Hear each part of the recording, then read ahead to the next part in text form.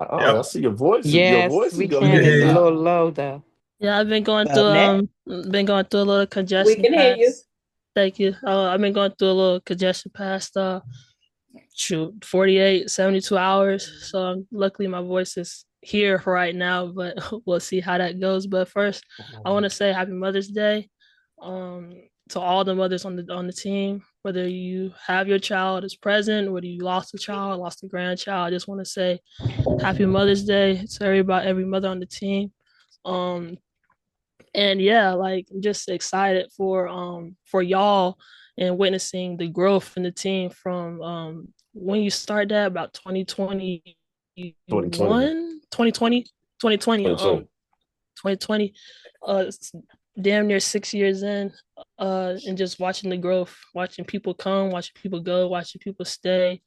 And I'm excited for y'all as much as I am excited for myself. So thank you for letting me be on the call tonight. And that, well, that, it's different because you're my daughter. You work personally with me and you watch the team.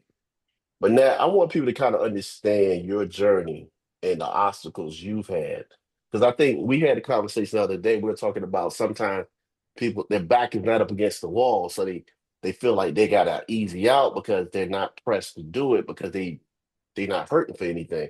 So now just kind of share your journey. You ain't got to get real in detail, but talk about the setbacks and obstacles you had when pursuing basketball. How long have you been playing, first of all? Yes. So I've been in the sport for about since I was about 6, 7 years old. So now, but been that long, so almost about like 17, 18 years going in. I just love the sport so much, and I've always had a passion. And I think since I've always had a passion, it just driven me to like be better and be the best that I could possibly be. But I enjoy it so much. I just love the grind. I love the hard work, and I think just starting out, just wanting to do more and be more, just to get better is really what driven me. I had goals, of course. The goal was always WNBA as a child. First year playing in rec, that was always the goal. I even wore like headbands. I watched games. I watched players. But that was always the goal. To play that next level. But of course, as an adolescent, like you have people in your ear and telling you that, oh, you'll never make it, or you're not good enough, you're too small, too short, whatever case may be. And so I try to let those people just talk and let my actions just show the results of what is to come. So starting out, and I'm gonna go back to high school. High school was it was different. I played AAU. I had teammates that didn't like each other. Nobody had each other's back. Everybody was fake. You know, we females, you say one thing sometimes and you mean the opposite of what you say. Sometimes that's how ladies are. So that was the case for high school. Um, and then I had people tell me, oh, like, sorry, my voice going out. I had people telling me like, you never play college, and it's like, really, like, bet, like, and it got to the point where it was like I was getting isolated from getting the ball. So not only was I hearing these things, but at the same time, they were stopping me from getting the ball and handle business on the court. So that played a factor in those things. And then, of course, divorce, separation, things like that. But I've always kept God first and then basketball second. That was just my mindset at the time. I wanted to reach those goals. And it was really, it was really during that time where it was like, all right, like everything's going on in my life, you know, separation, things like that. But I still have goals. I still have dreams to playing at the next level. So how am I going to get there? Example A, I wake up at 5 o'clock in the morning every morning. Like when I was staying with you, I would go to the gym. We would work out. Then we come home, shower, eat breakfast. You take me to school, go to school. Right after school, we back in the gym, things like that.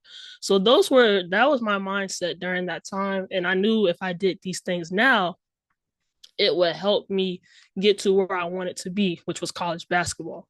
And so I did that for what it was. We woke up early in the morning since forever, though, Dad. Right? Forever.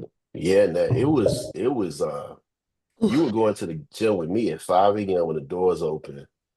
since like middle Workout. school probably or Yeah, ninth since At middle grade. least at school. least 15 years. Yeah, Yeah, like middle yeah. school. Yeah. And you would put me on workout plan, eating regimen, eat oats, things in that nature.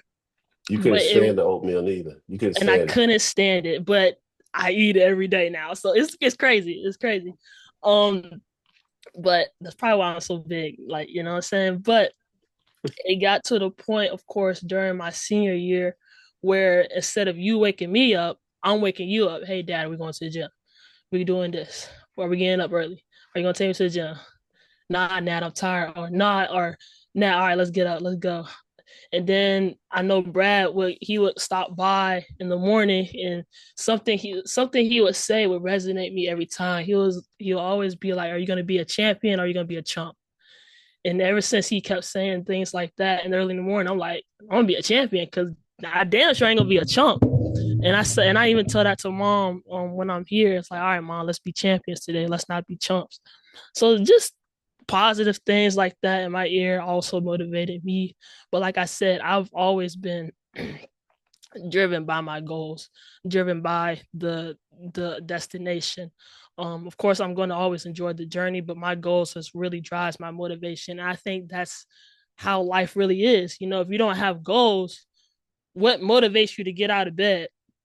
You get what I'm saying? What motivates you to sell a policy? What motivates you to help families if you don't have goals, if you don't have that thing pinned on your wall to reach? You get what I'm saying? I have a lot of things. You can't see it now, but I have my vision board on my wall, and then I have my 2026 goals right by my nightstand. So every morning when I wake up, I pray, thank you God for another day. But then I look at those goals that I have set for this year specifically, and then I look at my vision board, which is across from that on that side of the room.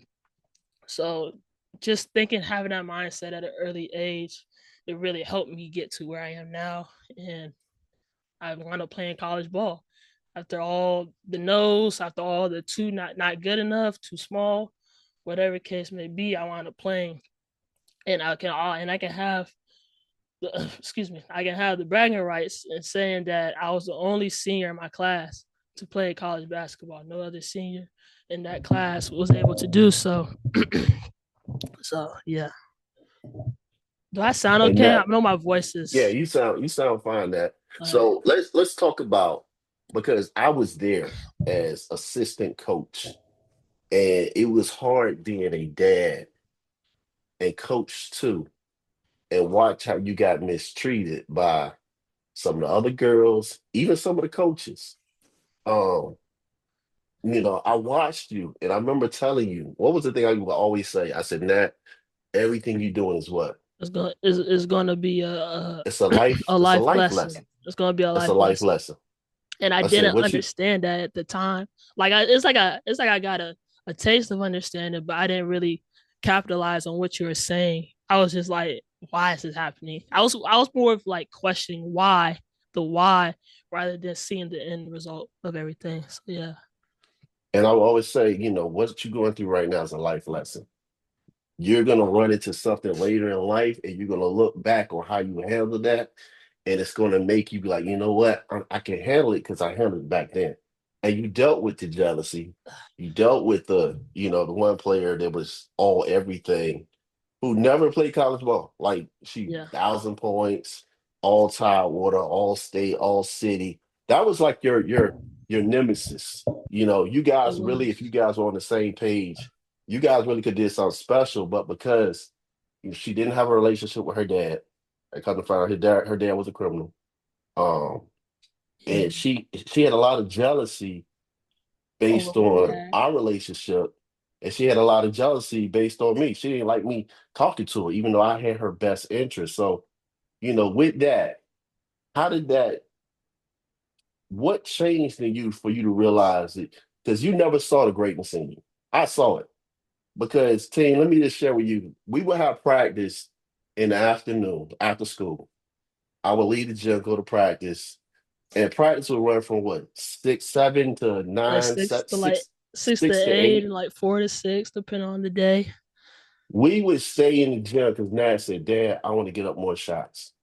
We would not leave that gym until like 10 and 11 at night. her putting up shots. I'm sitting on the bleachers, tired, and I'm telling coach I'll lock it up and then go home, and then you would do homework to get up at 4 a.m. to go to the gym at 5 a.m. Yeah. And I'm talking about we cutting the lights off in the gym. I'm like, Nat, I'm tired, Nat. A couple more, Dad. And you would stay there. And I think with agents, they don't realize sometimes you got to put in the work when ain't nobody seeing. So when did it snap for you to realize you were good as you are, or better than what you thought you are? What happened? I think after like a certain point when like you're tired and like you you see results, because yes, I played college ball, but then of course I felt adversity there too. But there were games where it was like, yo, like I'm hooping. Like I'm doing what I had set in my mind back at 9 years old, 8 years old. So I think that's what really happened. I think it I would say probably it was like the first game that I played in college. Like I didn't play the first two games, like my freshman year. I didn't play until we got to New York. We were in New York and it was a away game. It was like the third or fourth game of the season. And so coach was like, all right, like I'm gonna play you. It's up to you to produce and see what you got or whatever. So when the time came, excuse me, her voice is horrible. When the time when the time came, I got the ball and I just shot. And I was like, I'm not passing body. I don't care. I've been waiting 2, 3 games in. Oh, excuse me, 2, 3 games in just to play. I just had that in my head, and I had about what I was like 4 for 4 that day. I only played like maybe 12, 13 minutes or something like that. Had like 8 points, got a few boards, got an assist, like one assist or something like that. But it was like from that game on, it was like, all right, Nat, you're living your dream and you're playing college ball. You're doing what you said you were going to do. But even going back to high school, what driven me to like want to stay back after practice, stay in the gym, things like that was, like I said, I wanted to prove people wrong. And I had goals. I had goals that helped driven my motivation. And I think that's really going to be the emphasis of this call tonight. If you don't have goals, then what drives you out of bed? What's going to make you get up in the morning and go to work, like, and make money and also help people if you don't have goals at the end of the day? So, like I said, I had goals to want to get better, to want to play college ball because I had so many people in my ear telling me I couldn't do it. So that passion that I already had for the game, it also driven me to want to prove people wrong and play the sport that I'm still playing till this day. So I think that was really a turning point. And of course, there were more turning points along the way. You know, COVID year, I had a career high, and then junior year, I was the spark off the bench. I led the team in like 3 point percentage that year. Senior year was I was another spark off the bench. I got like hard hat award a few times. And then grad year was just horrible. I had mental battles, but that's later on. But like I said, turning points really helped me flip that switch. And then when I started seeing, you know, the result of the work that I've been putting in, it just helped me boost my confidence. And then of course later on playing in the women's league helped that too. So yeah. Now let's talk about, all that work you've been putting in. All right. Every level you had adversity. But I think what I really saw in you, I think you came into your own in the women's league in Yeah. the summer. I Yeah. think that's when you really came into your own. And a lot of those girls played overseas. Is that when you decided, I think I want to play overseas? Yeah. I saw like, well shit, like if they could do it, why the hell can I not? Why can't I do it? You know what I'm saying? But because after college, or after grad school, let me be specific. Overseas wasn't really on the radar. The radar was, all right, Nat, let's go into work in sports media. But then it's like you go from playing and then you get a lot of no's in the work market, in the job market, excuse me. And then it's like, well shoot, why can't I not just why can't I not just play overseas since I'm playing with these women, shoot, almost every day, and also just playing in the leagues. and then these are also women that I've like I can't some of the women that I've grew up playing, like middle school, like high school. Like, you know what I'm saying? Because we would always come back home during the summertime or springtime just to play pickup. So I think I think that also helped drive that. But also I would say when it came to the women's leagues, these were also women that, they've played in college, but they married, they got kids, husbands or wives, or whatever the case may be. So it was really like I was like the leader on the team, and you had like other leaders on the other teams that are actually good as well. So me being the leader and being like one of the best, I didn't have a choice but to step up.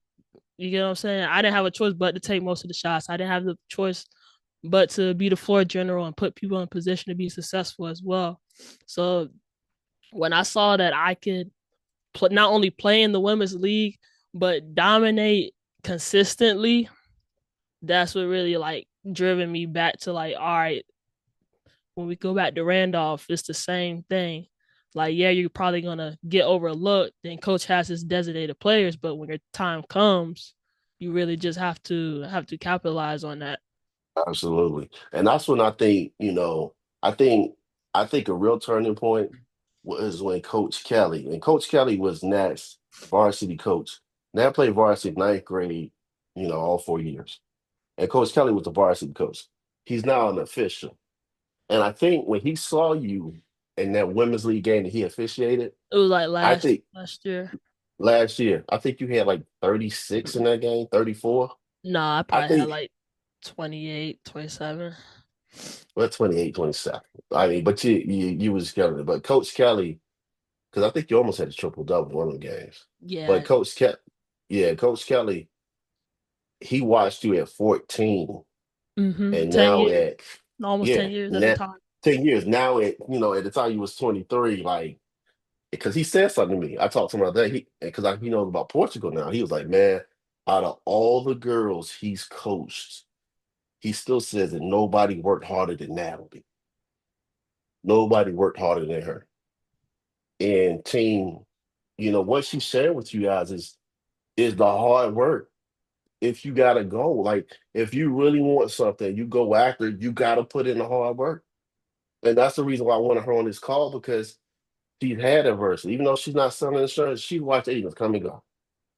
And Yeah. one thing she said is if you don't have a goal, then what are you out here? What's going to drive you to wake up every morning? So Nat, let me ask you this because we always talk about why. And the agents said their why the other day, and I don't think they were good enough. But I will say that your why, and I'm gonna share my why, I'm gonna share it with the team. This was right after we moved out of Suffolk from our first house because we almost lost it. And Crystal, how old was Nat then? Like two? She was young. She was young. I Yeah, she can't was remember like the age. 2. She was like, yeah, 2, 3. Mhm. She was like two, three. Kendall was right around three. 3, And 4. Mhm. I remember sitting on the couch crying. And you took your little baby hands and Kendall took his, and y'all start wiping my tears with your hands. Mhm. And you were like, are you all right? Daddy, you all right? And at that moment, I was crying because everything, you know, lost the house, had to sell it. Car was repossessed. Ain't got no money. Don't see a way out. Barely got money in the bank. And here my kids are wiping my tears with their little hands and asking, am I all right? And I remember to this day, because now you hardly had any hair. You was a little bald-headed little baby. And Kendall right there beside you. And y'all started crying because I was crying. And I said to myself, never again will I ever see have my kids see me cry over bills. That was my why. Because the first time I saw your poppy, my dad, cry is when his mother died. Mm. That was the first time I ever saw my dad cry.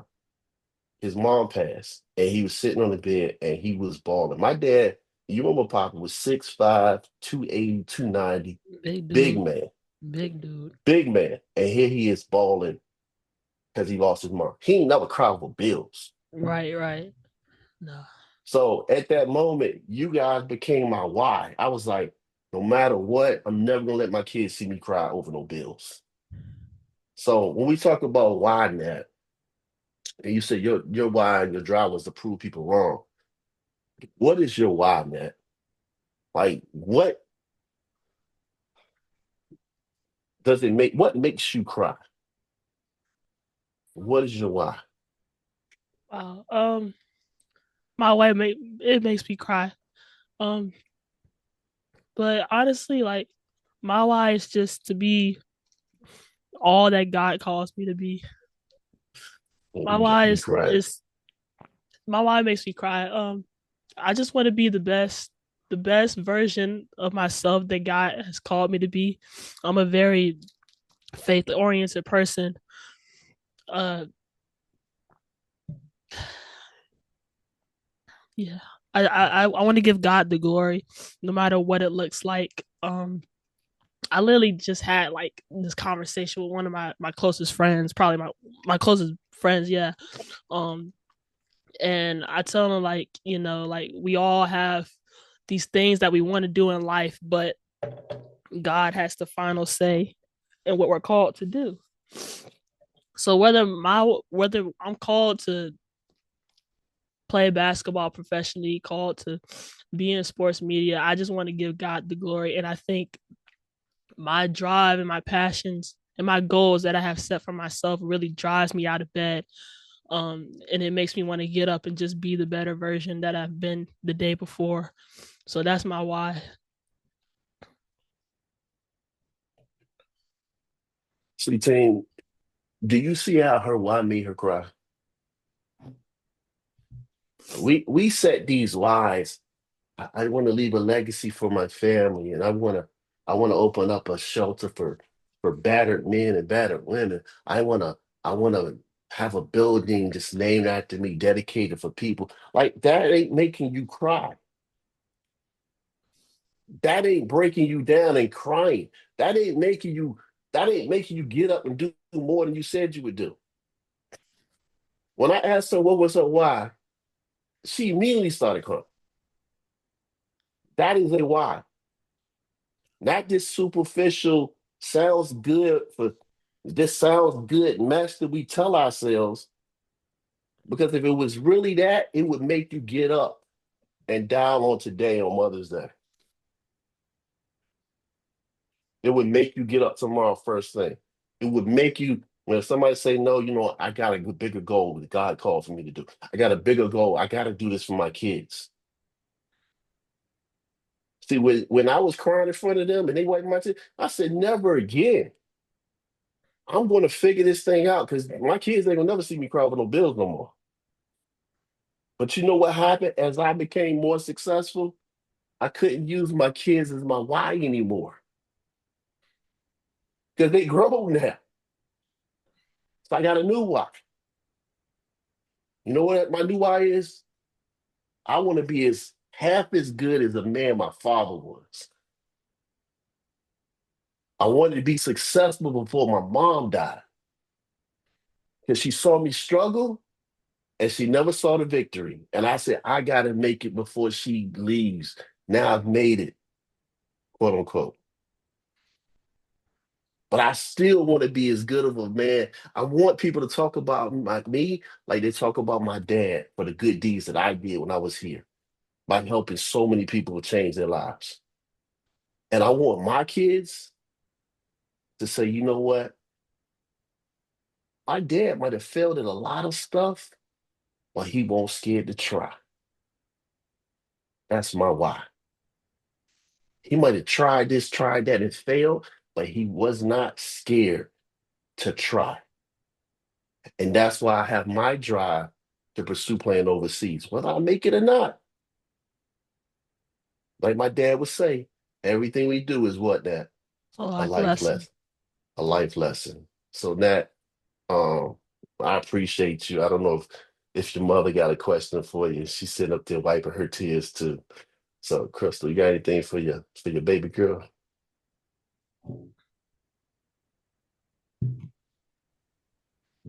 Yeah.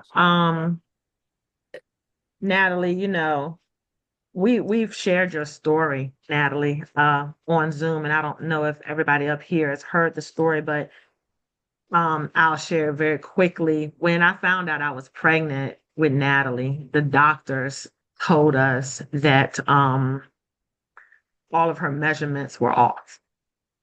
And immediately, I went into panic mode. I was like, oh my God, what the world? We had just had our son, and Natalie was our surprise baby. And so I knew that for me, it didn't matter what the doctor said because I was going to have her either way, right? And when she was born, you know, we did we did checks on her that we never did with Kay. Like we were lifting up arms and she okay, she okay.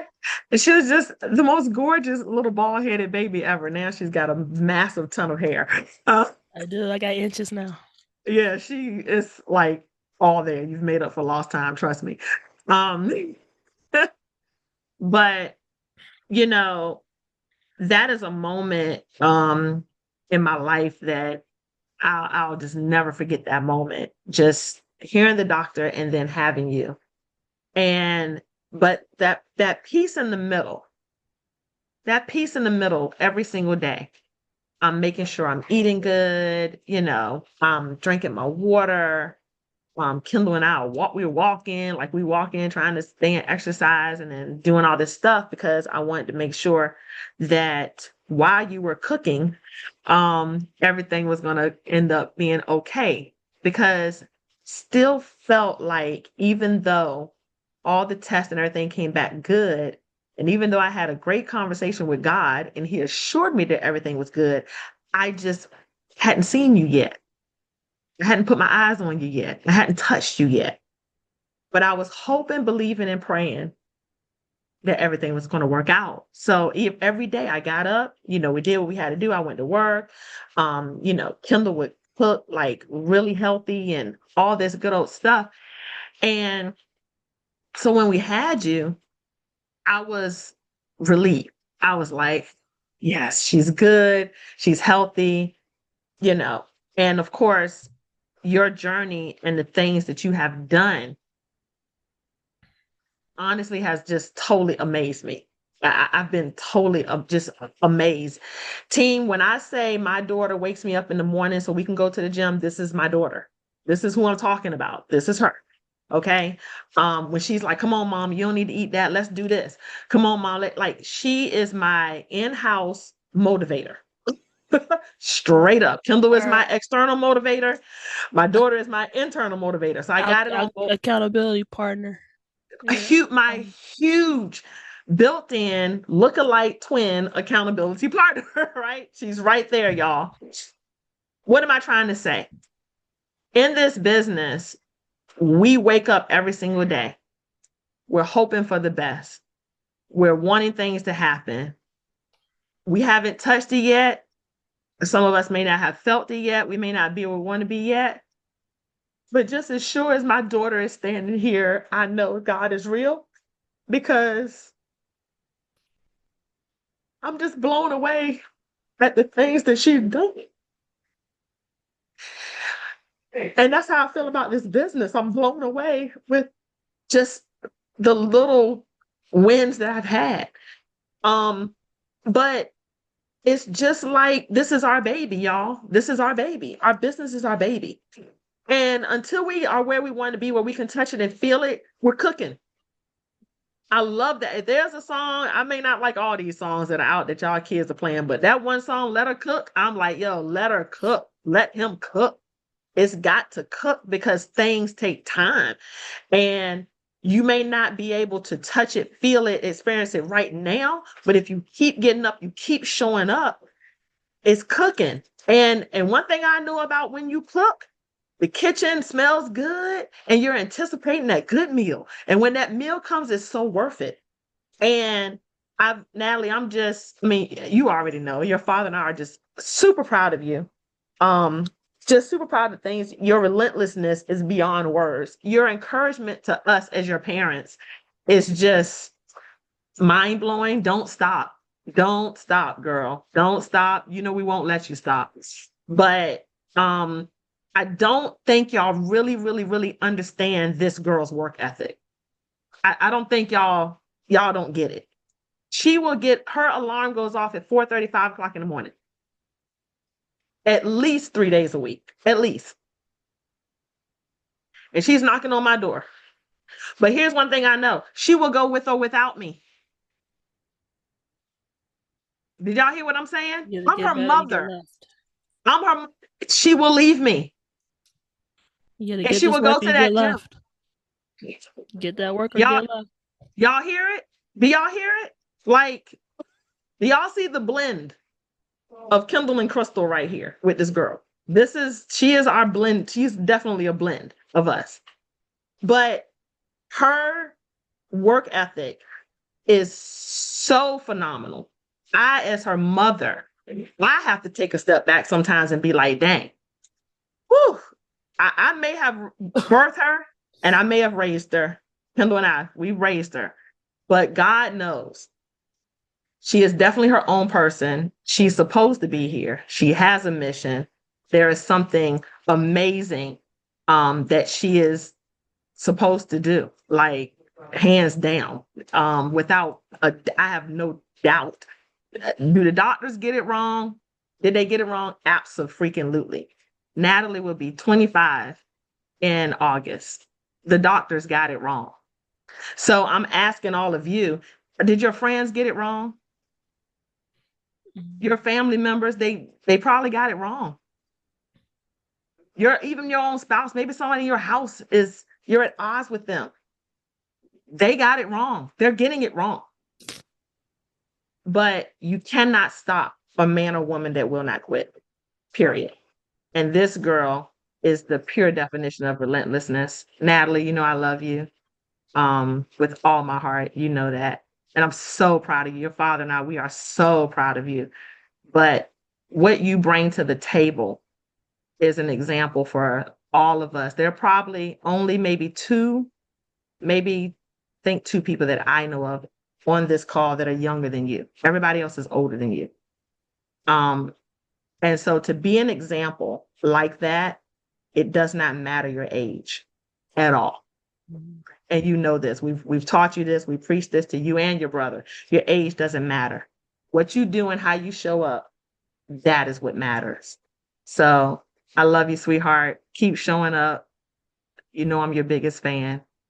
And I'm super proud of you. I can't wait to see what you're going to do in Portugal. It's going to be amazing.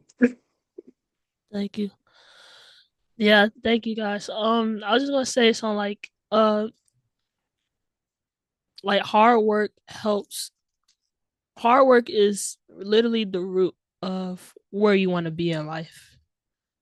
Everything that I've been able to do, every goal, every accomplishment that I've been able to reach is based off of my hard work. Did I lack in talent in some areas? Yeah, I did. Did I get a loss in certain areas? I did too. But I look at those losses as lessons. I tell people all the time, every game that I've lost, I didn't lose that game. I just ran out of time. I just ran out of time. I didn't lose the game. I ran out of time. So, but it goes back to my point. When things don't go your way for some odd reason, sometimes certain things just aren't aligned in what God has for you. Some people say it's the universe. I don't say universe. I say God.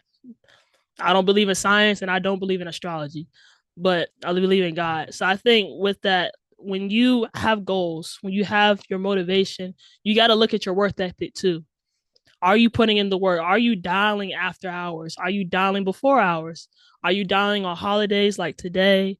Are you dialing, after your kid's birthday party or function or whatever the case may be? If you have goals to reach Hall of Fame, if you have goals to hit annuity Hall of Fame, whatever jacket you want to get, I know they have like guest or prize trips in the company. If you have those goals, you got to go back and look at your work ethic because you can't get mad for not reaching those goals if you didn't put in the work. You get what I'm saying? you can't get mad for not reaching. Oh, if I say I'm gonna hit, let's say 50K this month. All right, let's look at my dial tracker. I'm making the dials, but am I closing business? So for me in basketball terms, is all right, Nat. I'm gonna put up 500 shots. Well, that's good, but let's look at the makes too. So if you're dialing, are you closing business? Like you can, like I said, I could put up as many shots as I want to, but if I'm not hitting a certain percentage, what good is that? You know what I'm saying? If I'm not putting myself in game like situation, how is it going to translate to the big lights, to the big stage? So for you in this business, if you're calling on your dial tracker sheet, I know y'all got a new one because I had to print them out. But if you're calling, all right, that's good. But are you getting sales? Or are you just wasting your time on the phone? So that's a whole nother topic as far as training, which I don't know. Y'all, the leaders got y'all on that. But look at your numbers. Look at the work you're putting in and to help produce. And yeah, you'll see favor in that. So And that, thank you for that. I mean, thank you. I think the team really got a lot out of that. Work ethic. And team. Just so y'all know, the 5 years she was in college, she was the strongest on the team. Strongest. Like she was deadlifting. What was your best deadlift now? I did. This was like 4 years ago. I had hit like 285.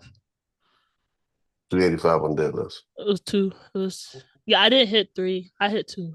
It was like 285 because I had did 265 before that rep, and then my friend at the time, he's like he lifts a lot. He's Indian. He was like, Nat, add those 20 pounders, the 10 pounder plates on each side. So then that's when I hit 285, and I was like, yo, I didn't know I could do all that. Like I really didn't know. But now, um, for benching, I found a sweet spot in hitting 135 consistently. Before it was like, oh, I could do maybe 1 or 2 reps, but now I can bench about like 135 without, I can get in like a good 7, 8 reps rather than the one So, to two. so team, just so y'all understand, listen, And you got then the hold on, I ain't barbell finished. and you got 45 on each side. Go ahead. And then squatting, I had hurt my knee back in the fall. I don't know if y'all know that I had hurt my knee. But coming back, I was able to squat like 225 post knee injury. Um, Mm. I haven't done the leg press. I actually no, I'm lying. I did leg press. It was like 260. I wasn't really keeping track of the weight, but I think it was like 250. It wasn't nothing. I know I can go higher than that, but I can reach 300. Maybe I'll do that this week. Um, this was like So, post knee injury. all right, now we got enough. We know you're Okay. strong. We know you're But strong. no, like I Let's move said, on. hard work definitely beats the talent. But if you ain't got talent, you damn sure gotta work hard. Like at the end of the day, you gotta work hard. You gotta put in the work. Like I said, you can make calls all you want, but are you making those sales? Are you making sales? Like I said, I could put up 500 shots, but am I hitting 300 of those shots? It's the same thing. It's the same thing in sales. You can call, like I said, $200, $600, however many the average is in a day of dialing. But are you closing those sales? Are you getting 5 sales out of those 500 calls you made? You get what I'm saying? So I just try to help correlate that, um, make it make sense. So It yeah. makes sense. It makes sense. Thank you, now. I appreciate it. Team, KG, got anything you want to add? Leslie, anybody got anything you want to add to, ask that or anything you want to add? It's open before we lock it down. All right. I guess nobody has anything you want to add. Well, but Well, Nat, I can I appreciate. add Go ahead. Who's something? that? Hi, Go can ahead. I add something? Nat, Portugal better get ready for you, baby. They I'm better get ready excited. because you on your way. I'm excited for you, honey. My name is Tisa. Nice to meet you. I'm gonna follow your journey through your parents, baby. I'm gonna watch what's going on, but nice to meet you, and I'm happy for you. Congratulations. And thank you, Tisa. You're Thank you for welcome. joining the call. I'll be hearing from you soon about whatever questions you may have on work side. But thank you so much for listening. No Um, problem. I appreciate the love and support. Thank you. Absolutely, baby. Keep reaching for the stars. I'm gonna follow your journey. Thank you. You're welcome. All right. So, team. Like I always say, the Zoom you miss is the one you needed. And that's why when I talked to Nat about doing the Zoom, she had no hesitation. She said, "Yeah, Dad, what you want me to talk about?" I said, "Talk about what's on your heart.